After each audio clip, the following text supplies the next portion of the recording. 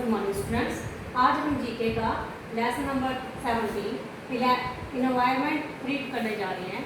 इस सारे लेसन के अंदर हमने क्या देखना है कि कौन कौन सी घटनाएं हमारे वातावरण को, ठीक है, और हमारे को नुकसान पहुंचा सकती हैं। ठीक है, वो सारी की सारी चीज़ें आएंगी। देखिए, हमारे करने से या फिर हमारे जिन कारणों से वातावरण को और जीवित वस्तुओं को नुकसान उठाना पड़ता है, उन सारी बातों का खुलासा हम इस पूरे लेसन के अंदर करना चाहेंगे। सबसे पहला है एसिड रेन। एसिड रेन में क्या है?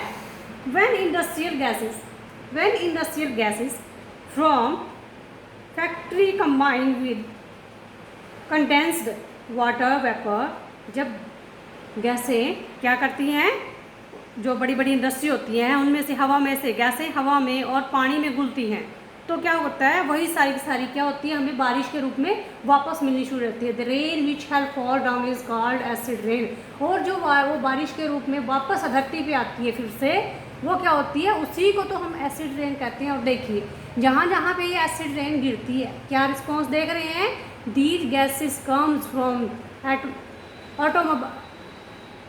ये होता है एटमॉस्फेरिक और कोल बर्निंग प्लांट्स। क्या होता है, कोयले के जलने से या फिर इन गैसों के द्वारा जो भी उस पानी में क्या जाते हैं, जो एलिमेंट्स जाते हैं, जो सारी चीज़ें जाती हैं, ठीक है, उन सब चीज़ों से क्या होती है, ये एसिड रेन पैदा होती है। और ये जो रिजल्ट आप देख रहे हैं पेड़ों के ऊपर, ये सारे पत्तों का ख़त्म हो जाना, ये सारी चीज़ें उस एसिड रेन की वजह से हो रहा है।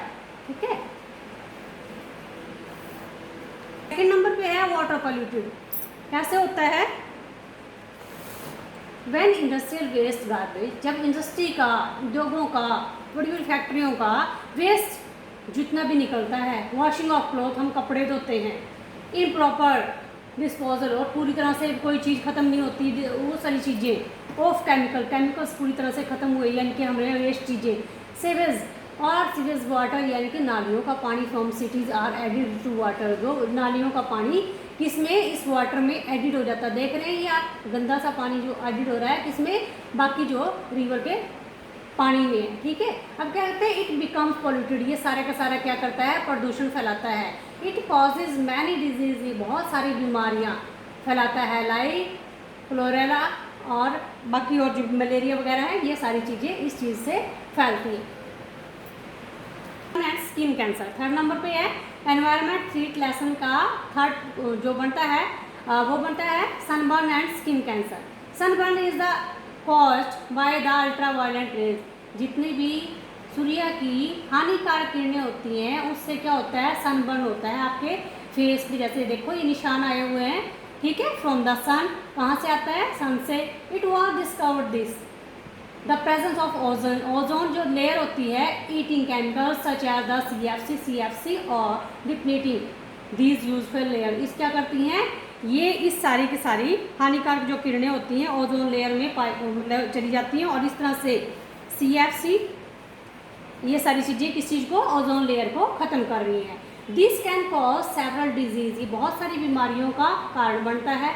लाइक स्किन कैंसर इसकी वजह से होता है। Disturb the life cycle of the plants के लाइफ साइकिल को, जो एक प्रॉपर सिस्टम होता है उसको ये ख़त्म करते हैं। And cause problem like global warming का भी एक सबसे बड़ा कारण ये बन जाता है। क्या बन जाता है ये, क्या, ग्लोबल वार्मिंग का कारण भी एक स्किन कैंसर का कारण बनता है। ग्लोबल वार्मिंग से क्या बढ़ता है, सनबर्न भी हो जाता है और स्किन कैंसर, हमारे स्किन में कैंसर भी हो जाता है।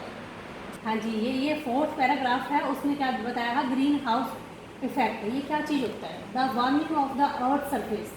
अर्थ की जो सरफेस, गर्मी की वजह से अर्थ का जो सरफेस होता है, एंड इट्स लोअर लेयर, और सबसे नीचे वाली जो लेयर होती है एटमॉस्फेयर की, due to the presence of the CO2 की वजह से क्या होता है, आगे मीथेन भी उसमें होती है, and some other gases is known as global warming. इन सारी गैसेस की वजह से क्या होता है, ग्लोबल वार्मिंग होता है। Industries and human activities cause global warming. जो बड़ी इंडस्ट्री होती है वो, और जो ह्यूमन एक्टिविटी, जो आदमी एक्टिविटी करता है, ठीक है, उन सारी चीज़ों से ये खतरनाक चीज़ें या ग्लोबल वार्मिंग बढ़ती है। इससे क्या होता है, जो बर्फ़ होती है ग्लेशियर की पिघलती जाती है और वातावरण चेंज हो जाता है, और बर्फ़ पिघल के पानी का रूप ले लेती है। अभी हम इसके क्वेश्चन डिस्कस करेंगे। देखिए, yes. Name the type of the chemical that is harmful to ozone. Ozone layer के लिए एक ऐसा केमिकल जो बहुत ही हार्मफुल है, आंसर है CFC। ठीक है, आंसर है CFC। आगे सेकंड नंबर पे, Bhopal gas tragedy was the result of, अब ये डैश लिखा हुआ है, एम के बाद डैश लिखा हुआ है, तो ये कहते हैं भोपाल गैस ट्रेजेडी किसका रिजल्ट है, जो भोपाल में घटना हुई थी वो कौन सी घटना का रिजल्ट है, और उसमें जो आपने गैस का नाम देना है, जिस सिस्टम का नाम देना है, इसको सारे को मिथाइल आइसोलेट, ठीक है, मिथाइल आइसोलेट गैस के नाम से जाना जाता है, मिथाइल आइसोलेट।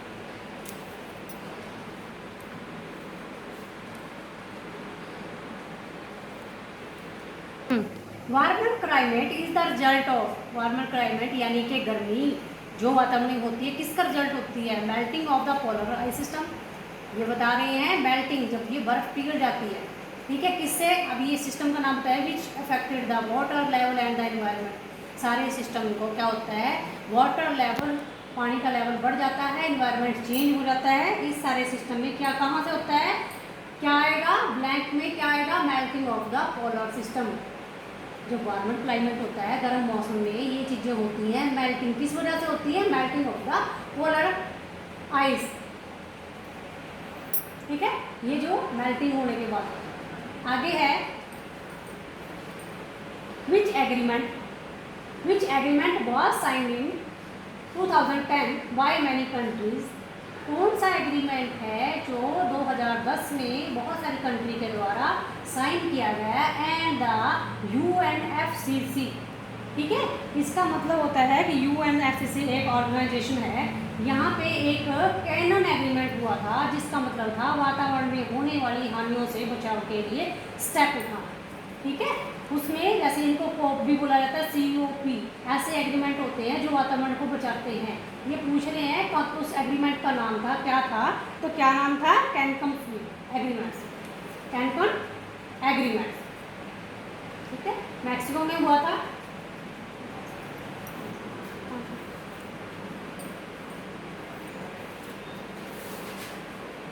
ड्यू टू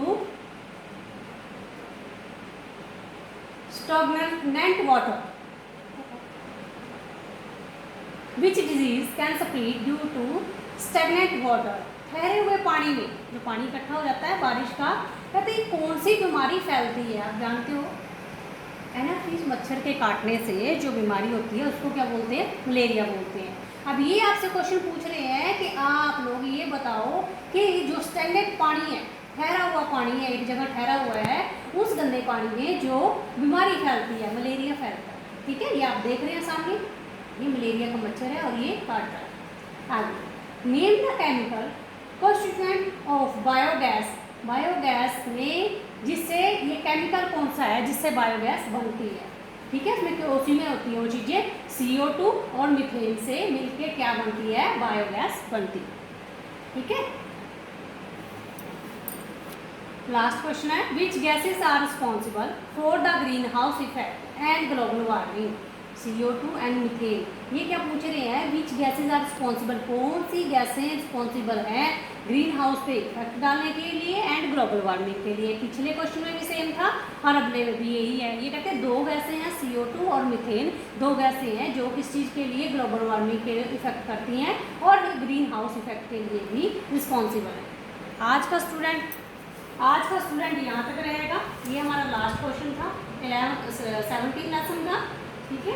आप जब तक इतना करते हैं, रिवाइज करते, कोई प्रॉब्लम आती है तो आप मुझे कंफर्म करें, आप मुझे मेरे पर्सनल नंबर पे कंसर्न करें, ठीक है। Good bye.